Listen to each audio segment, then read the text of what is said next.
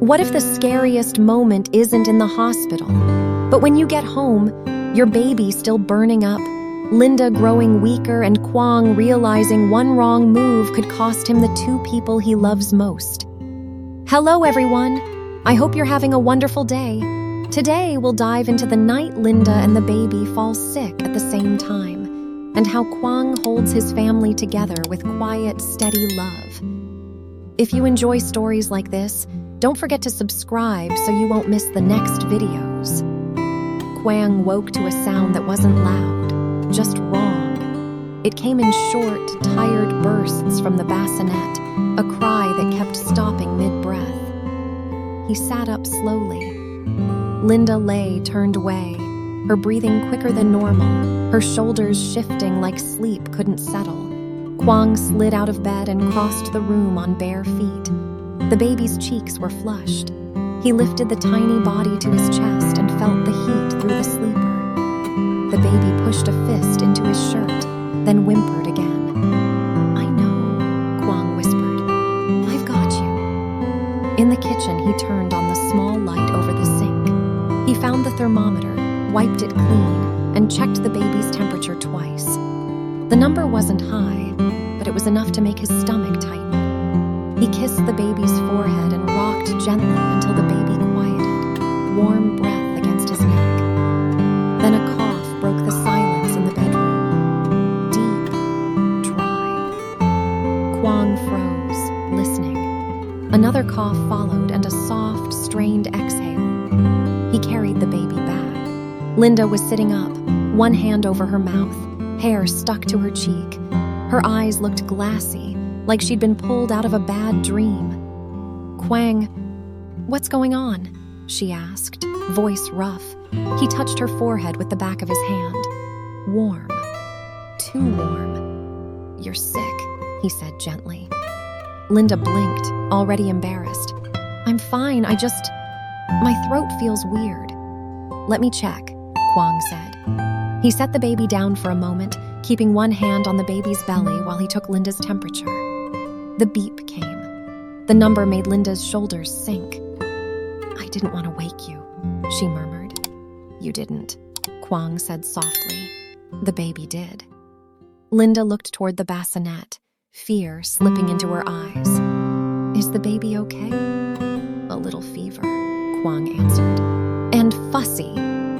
Linda's mouth opened as if she could argue with reality. Then another cough stole her breath and she turned away, ashamed, like being sick was something she should apologize for. Quang stepped closer, close enough that she didn't have to strain to hear him.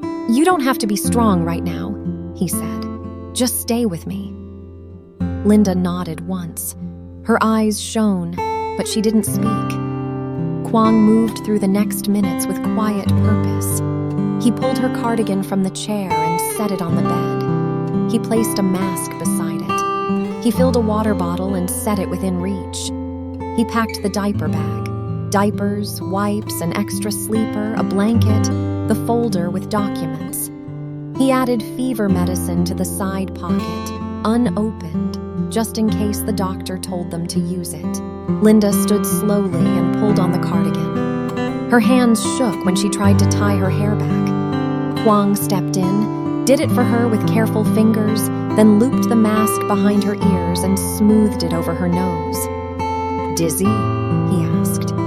"A little," Linda admitted. Quang slid an arm around her waist, not lifting her, just offering steadiness. He picked up the baby and held the tiny head against his shoulder. Outside, the morning air was cool and damp. Quang guided Linda to the car, staying close. He buckled the baby into the car seat and checked the straps twice.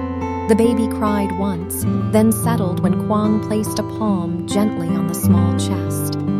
Linda sat in the passenger seat with her hands folded tight in her lap. Quang started the engine, then reached over and covered her hands with his.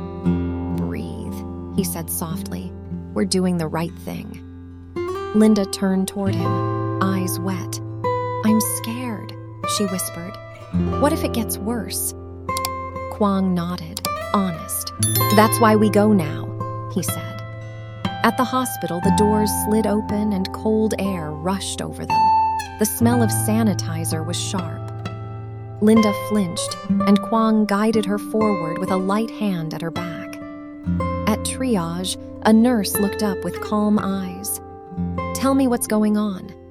"My wife and our baby both have fevers," Quang said. "Started overnight." They were led into a small room. The nurse took temperatures, asked quick questions, and checked the baby gently. The stethoscope made the baby cry, and Quang rocked side to side, whispering, "It's okay," in the same tone he used at home in the dark. Linda watched him, exhausted, and something in her face softened. They waited on 2 chairs along a bright hallway. Quang sat close enough that his knee touched hers. He handed Linda the water bottle and watched until she took a few sips. "I hate this," Linda said quietly. "I feel like I'm failing." Quang turned toward her. "You're not failing," he said. "You're sick." A tear slid down the side of Linda's mask. Quang took her hand and held it, his thumb moving in slow circles over her knuckles until her breathing steadied. When the doctor called them in, Quang stood immediately and lifted the baby. The exam room was bright, but the doctor's voice was calm. She checked Linda's throat and listened to her lungs, then checked the baby carefully. "Right now, this looks like a viral infection," the doctor said. "I don't hear anything concerning. The baby's fever is mild. We'll do a quick test and I'll give you safe dosing instructions and warning signs." Quang felt his shoulders loosen, just a little. Linda's eyes stayed on the baby, but her posture softened. The unknown had a shape now. The doctor explained what to watch for and what to do at home. Quang asked 2 practical questions, then thanked her with quiet sincerity. By the time they walked back through the lobby, the baby had fallen asleep against Quang's chest, heavy and warm. Linda leaned into Quang's side as they moved, her steps still slow but steadier. In the parking lot, Quang helped Linda into the car and fastened her seatbelt himself. She didn't protest, she just let him. As Quang started the engine, Linda reached for his hand. Her fingers were warm and a little shaky. "Thank you," she said. Quang squeezed once, eyes on the road. "We're a team," he replied.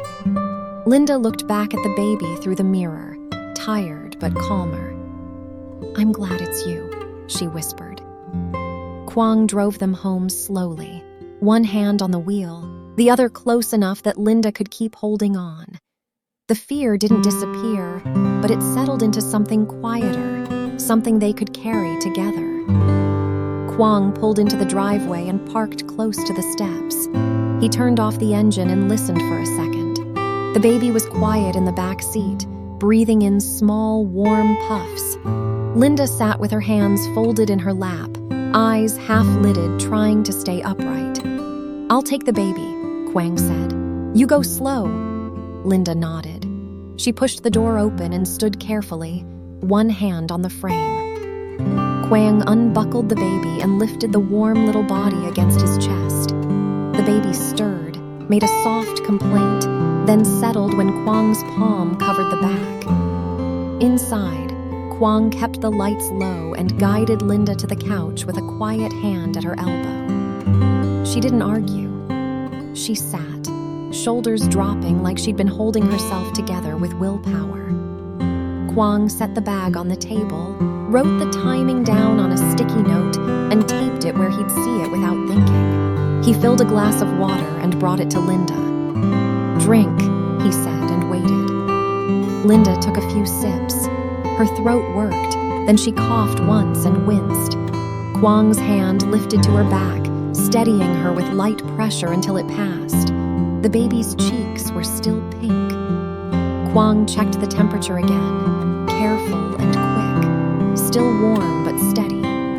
In the kitchen, he made plain porridge and warm tea, nothing heavy. He carried the tray to the couch and set it down. 2 bites, he told her. That's all. Linda stared at the bowl. "I hate she whispered. Quang sat on the edge of the coffee table, close. Like what? Kneading, Linda said. I'm supposed to help you. You're supposed to get better, Quang replied. Linda's eyes filled. She took a spoonful anyway, then another, slow and careful. The baby fussed, a small, rising sound that tightened Linda's face with worry. She started to lift her arms. Quang was already standing. I've got it. He lifted the baby and walked slow circles in the living room. He held the baby close and hummed under his breath, a steady note that didn't ask for anything. The baby quieted, cheek pressed to Quang's shoulder. Quang carried the baby to the changing pad and worked with quiet care. Fresh diaper, a warm wipe, a clean sleeper. He kept one hand on the baby's belly the whole time, grounding both of them. When he finished, he pressed a kiss to the baby's temple and whispered, "We're going to be okay," like he was saying it to the room. Linda watched from the couch, porridge cooling in her hands. "You're gentle," she said, surprised, as if she'd just discovered a new part of him. Quang looked over. "I'm scared," he admitted. "Gentle is what I can do while I'm scared." Linda's gaze softened. She swallowed, then took another bite. He came back to her with the baby against his chest. Linda watched them, spoon hovering.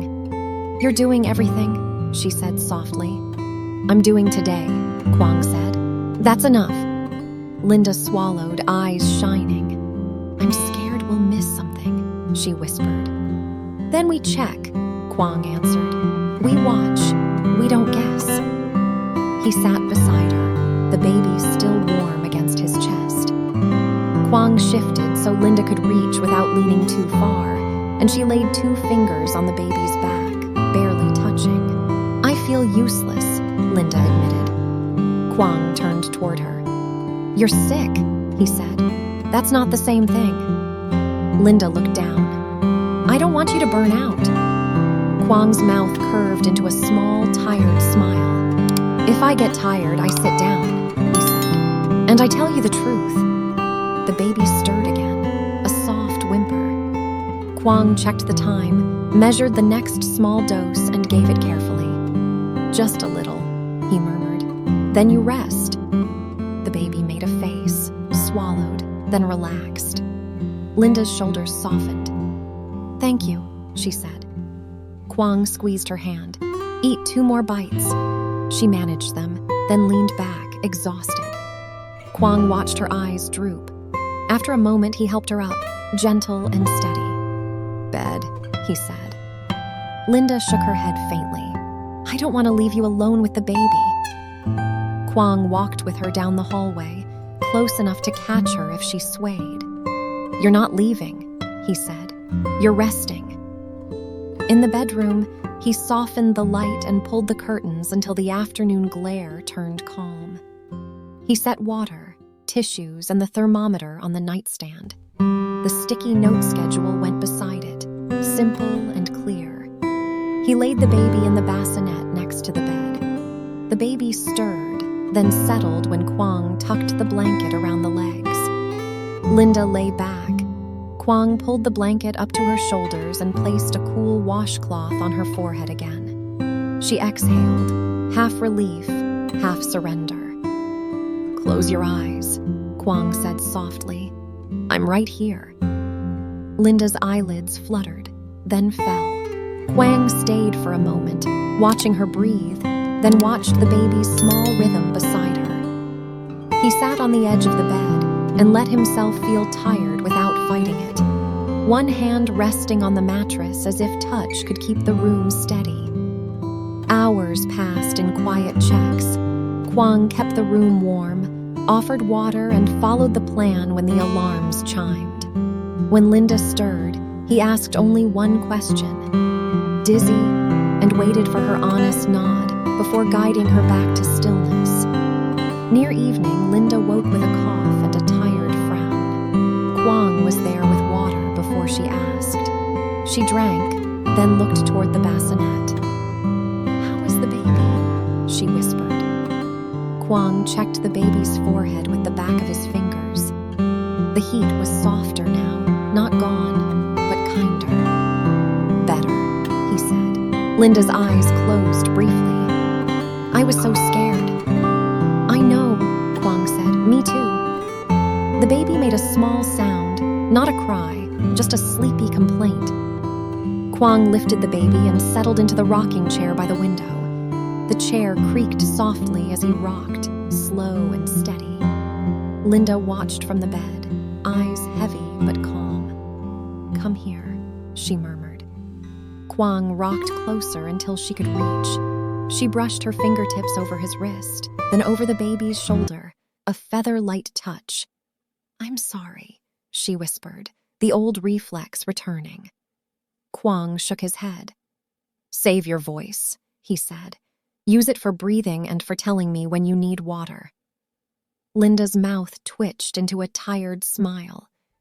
You really are doing everything. Quang met her eyes. No, he said gently. You're doing the hard part, resting when you want to fight it. Linda's lashes lowered. I trust you, she murmured. Quang kept rocking, the baby warm against him, Linda resting behind him, and the house breathing around them, water sipped, blankets adjusted, temperatures checked, until the fear faded into something they could hold without shaking. Xin chào.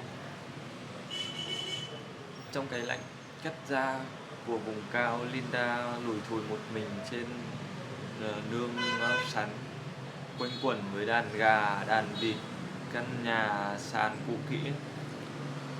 Lòng lúc nào cũng thấy cô đơn, mặc cảm và bị cảm giác bị bỏ rơi. Đúng lúc đó Quang trở về, lo lắng dặn cô không được đi vào những nơi vực sâu nguy hiểm và hứa sẽ bù đắp cho những thiếu thốn của cô. Vài ngày sau, Quang cùng người khiêng lên một chiếc tủ gỗ lớn chắc chắn đặt giữa căn nhà sàn, giúp Linda lần đầu được treo gọn quần áo, chăn màn như một người thực sự có nhà. Anh xin nghỉ làm ở lại chăm sóc, cùng nấu ăn với cô, chẻ củi, trò chuyện mỗi tối. Chiếc tủ mới dần trở thành biểu tượng cho tương lai vững chắc và sợi dây gắn kết âm thầm giữa hai người. Mọi người hãy like, share và subscribe để ủng hộ giúp mình nhé.